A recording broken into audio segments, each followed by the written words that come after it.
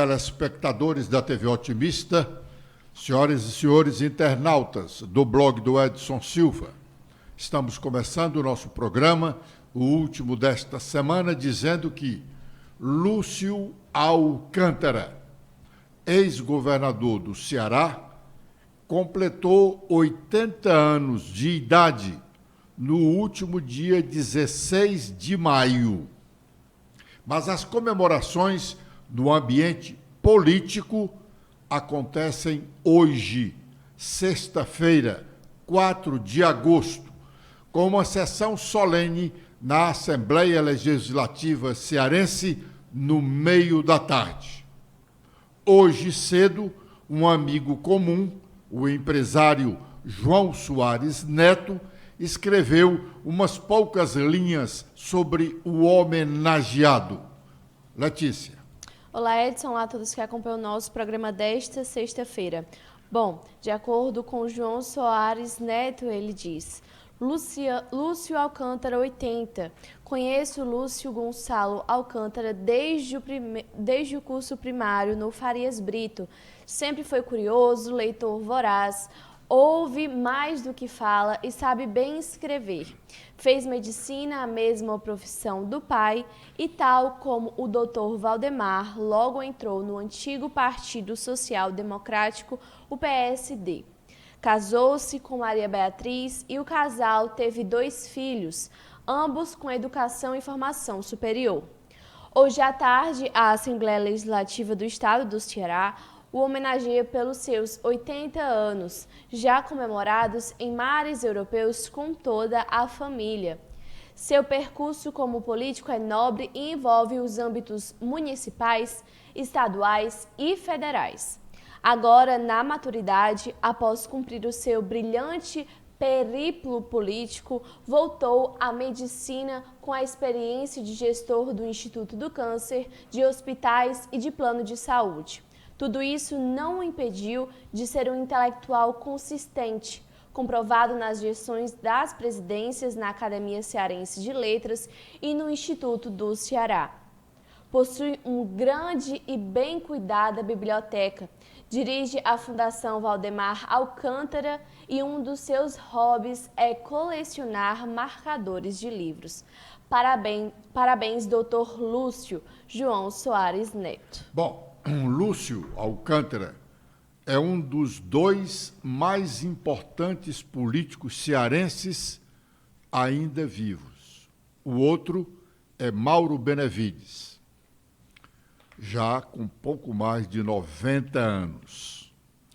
Porém, lúcido e em atividades acadêmicas.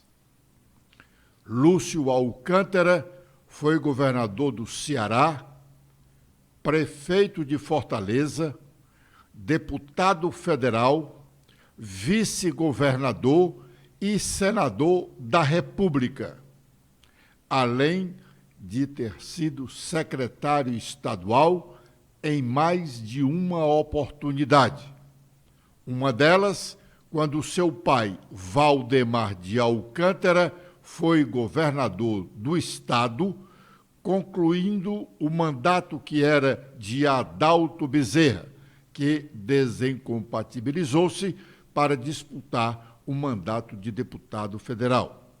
Ele, Lúcio Alcântara, mandava no governo do pai, não apenas por sua competência, mas pelo fato de o pai já está com uma idade bem avançada à época. Hoje, Dr. Valdemar não mais existe nesta terra. Lúcio foi governador do estado do Ceará de 2003 a 2007. Ele foi candidato à reeleição em 2006, mas perdeu a disputa para Cid Gomes. Embora ele, Lúcio, tenha feito um bom governo, mas foi vítima da intolerância de aliados, a partir do ex-senador Tasso Gereissati.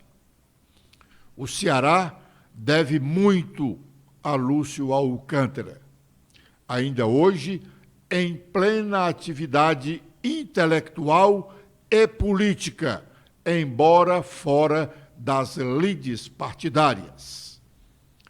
Ele é um expoente do maior centro de oncologia do Nordeste brasileiro, o Hospital do Câncer do Ceará. Foi ele o principal responsável pela instalação no Ceará de um hospital da rede SARA, conhecido mundialmente por sua atividade na área do trauma, pois até então a rede SARA, nome de sua fundadora, a ex-primeira-dama brasileira Sara Kubitschek, só existia em Brasília. Depois que o presidente José Sarney conseguiu instalar um hospital SARA no seu estado, o Maranhão, Lúcio Alcântara conseguiu um hospital SARA para o Ceará, tornando-se, a partir daí, chamar-se Rede SARA, porque passou a ter 3 hospitais. Hoje já são 5 os hospitais da rede. Lúcio Alcântara, ao lado de Virgílio Távora e de Mauro Benevides, eles formaram o trio, foram os melhores senadores do Ceará até os dias atuais. Lúcio é um homem íntegro, de moral ilibada, um cearense que sempre dignificou a política do Estado. Repito, com Mauro Benevides, são a exceção da política cearense. Os cearenses não poderíamos ter perdido o seu concurso, o seu empenho e todas as outras suas qualidades na militância político-partidária. Lúcio continua sendo um animal político, mas já tem tempo, está afastado da política partidária. Embora tenha uma relação muito próxima com o prefeito de Maracanaú, Roberto Pessoa, o provocador da homenagem de hoje na Assembleia Legislativa, pois a sessão desta tarde no Legislativo Estadual foi fruto de um requerimento do deputado estadual Firmo Camurça, liderado de Roberto Pessoa. Felicidades e vida longa para Lúcio Alcântara. O governo Lula decretou um corte, ainda na semana passada, de 1,5 bilhão nos gastos da educação e da saúde, ainda no decorrer deste ano, para cumprir a Lei de Responsabilidade Fiscal. Uma aberração esse corte, pois a saúde e a educação precisam de muito mais recursos.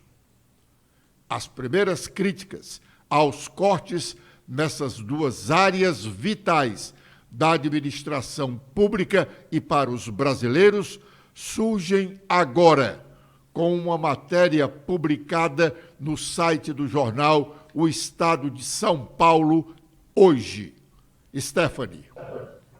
Olá, Edson, olá, internautas do blog do Edson Silva. O Estadão destaca que o governo do presidente Luiz Inácio Lula da Silva bloqueou a liberação de recursos públicos para a educação básica, alfabetização de crianças, transporte escolar e bolsa de estudo, na mesma semana em que lançou um programa de ensino em tempo integral. A decisão atraiu críticas e cobranças ao ministro da Educação, Camilo Santana. A tesourada no Ministério da Educação soma 332 milhões e mexeu em várias ações tocadas pela pasta.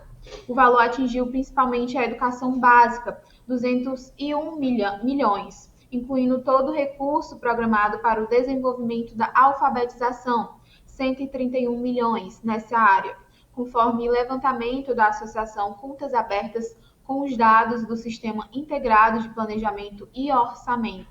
Também foram atingidas verbas para a compra de veículos do transporte escolar, 1 milhão, e bolsas de pesquisa no ensino superior, 50 milhões. O bloqueio significa que o dinheiro só vai ser liberado se o governo verificar que não há risco de descumprir o teto de gasto. Regra fiscal em vigor e não é possível afirmar quando isso vai acontecer. Na prática, as escolas ficam sem a garantia de receber todo o repasse esperado. E outras razões que os políticos deixaram de merecer crédito da população brasileira. Como é que se faz um corte nos gastos da educação e da saúde e imediatamente se cria novas atividades na educação, como foi o projeto que o presidente lançou ao lado do ministro da Educação, o cearense Camilo Santana, de ampliação das escolas de tempo integral, imediatamente, repito, após os cortes de gastos na educação. Agora é o momento de fazermos o nosso primeiro intervalo e já estaremos de volta com a sequência do nosso programa.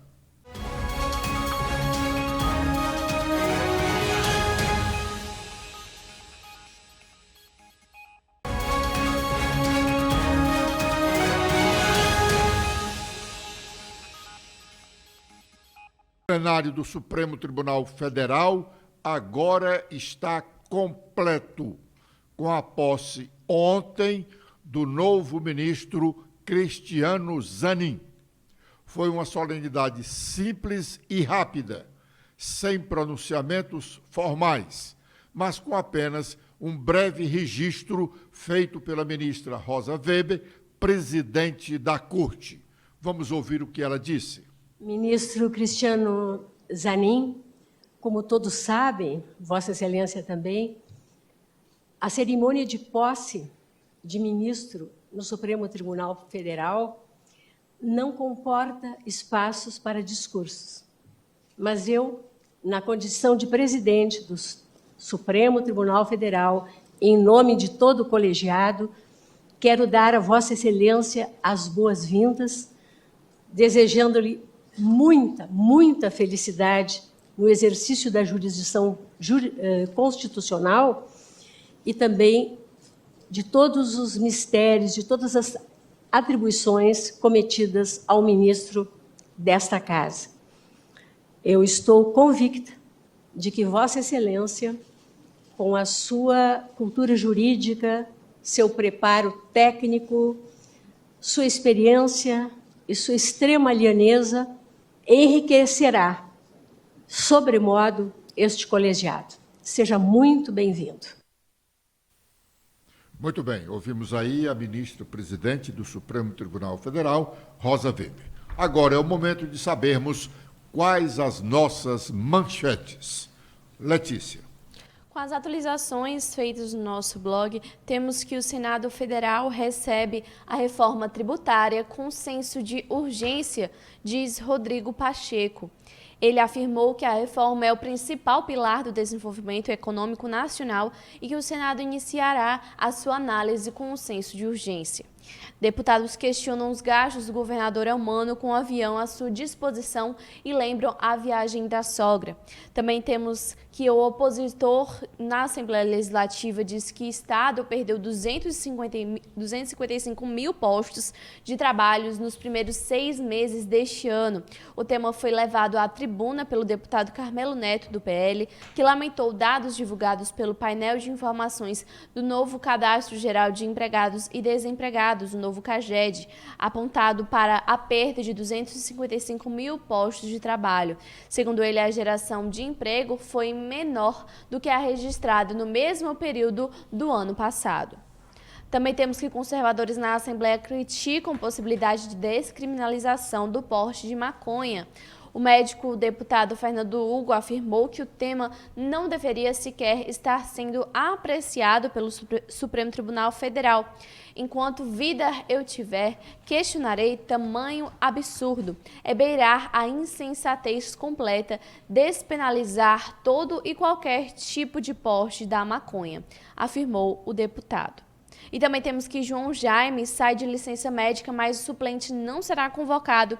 De acordo com o regimento interno da Assembleia, somente nas licenças para tratar de assuntos particulares, que tem um período de 120 dias, é que garante que um suplente assuma no lugar do titular. Neste caso, um suplente assumiria a vaga deixada pelo titular com toda a estrutura do seu gabinete.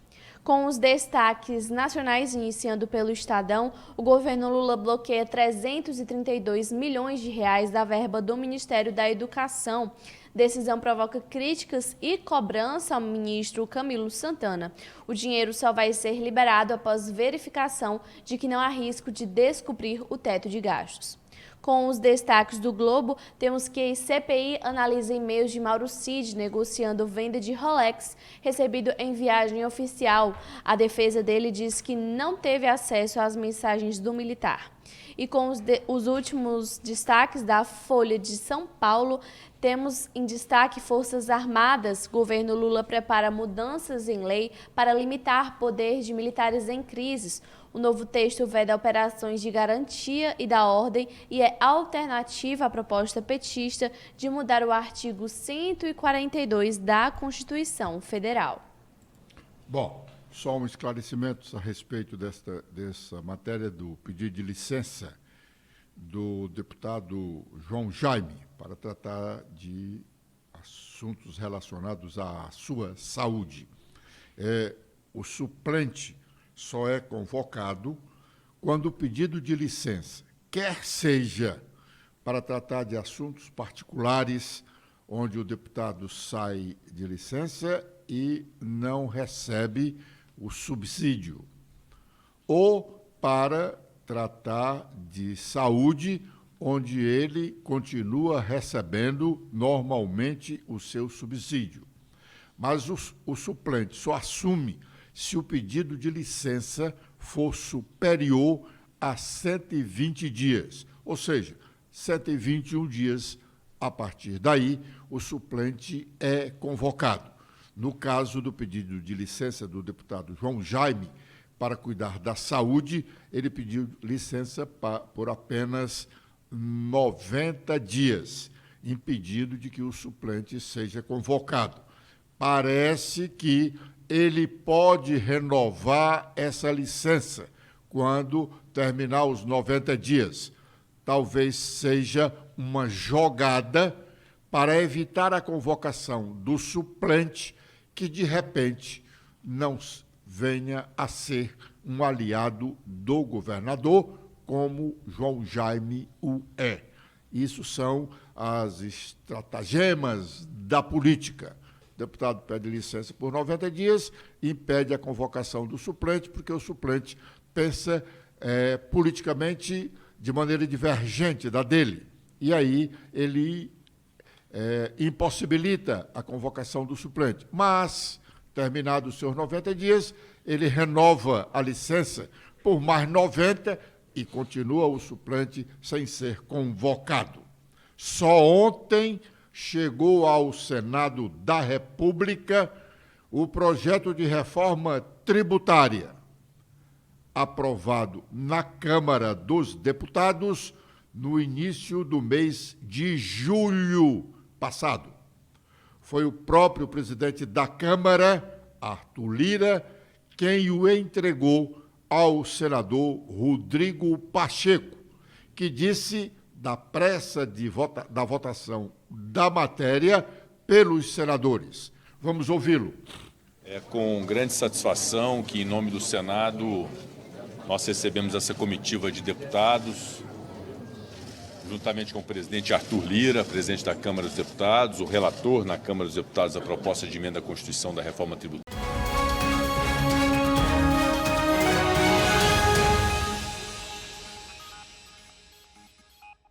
A principal discussão no plenário da Assembleia foi uma matéria destacada neste blog neste programa, no blog do Edson Silva, em mais de uma oportunidade relacionada aos gastos do gabinete do governador Eumano de Freitas, com 2 aviões alugados para ficarem diuturnamente à sua disposição. Matéria também destacada no jornal O Otimista. O maior deles, o maior dos gastos, é com um avião alugado a uma empresa paranaense, com condições de fazer voos internacionais, com quem o erário estadual gasta bem mais. A segunda aeronave é de menor porte para os voos dentro do estado. É alugado a uma empresa cearense. A discussão na Assembleia se deu quando da votação de um requerimento do deputado Cláudio Pinho, querendo saber da quantidade de voos, para onde foram esses voos, quem acompanha o governador nesses voos, etc. Os deputados querem saber com que frequência o senador e ministro da Educação, Camilo Santana, utiliza esse avião pago pelo Estado do Ceará. Coincidentemente, ontem, como registramos aqui, o jornal Estado de São Paulo publicou uma matéria mostrando quais os ministros do governo Lula que requisitam aviões da FAB, Força Aérea Brasileira, para as viagens aos seus respectivos estados. E o nome de Camilo não fazia parte dessa relação de ministros. Embora ele, Camilo, toda semana ou todo fim de semana esteja no Ceará para visitar a sua família, mulher e filhos que aqui residem. Nos bastidores, os deputados também citavam a senadora Augusta Brito, que, como Camilo, todo fim de semana está no Ceará, ela ao lado do governador Eumano, nos eventos políticos e de governo. E, na sua prestação de contas dos gastos da verba de desempenho parlamentar, hoje não existem gastos que comprovem que ela viaja para o Ceará em avião de carreira. Portanto, a suspeita de que ela também é caroneira no avião do governo do Estado. Vamos ouvir o que disse o deputado Carmelo Neto. O deputado Carmelo já denunciou os 10 milhões de reais gastos até então pelo governador Eumano de Freitas com passagem aérea. Pelo visto, o ex-advogado do MST gosta muito de querosene, deputado Cláudio Pinho. Tem viajado muito, gasto dinheiro do povo cearense para fretar aeronaves. E nada mais justo e transparente que nós possamos saber quem estava acompanhando o governador nessas viagens, para onde os jatinhos fretados com o dinheiro do povo sofrido do Ceará estavam indo e, principalmente, quem estava acompanhando o governador. Recentemente, a nível federal, nós vimos uma manchete. Ministros de Lula aproveitam aviões da FAB para passar fim de semana em casa. Está aí escancarado para o Brasil inteiro ver a farra dos aviões da FAB no governo do PT de Luiz Inácio Lula da Silva. Será que nós não vamos enxergar, não vamos visualizar algo parecido quando este requerimento, se for aprovado, trouxer à tona essas informações?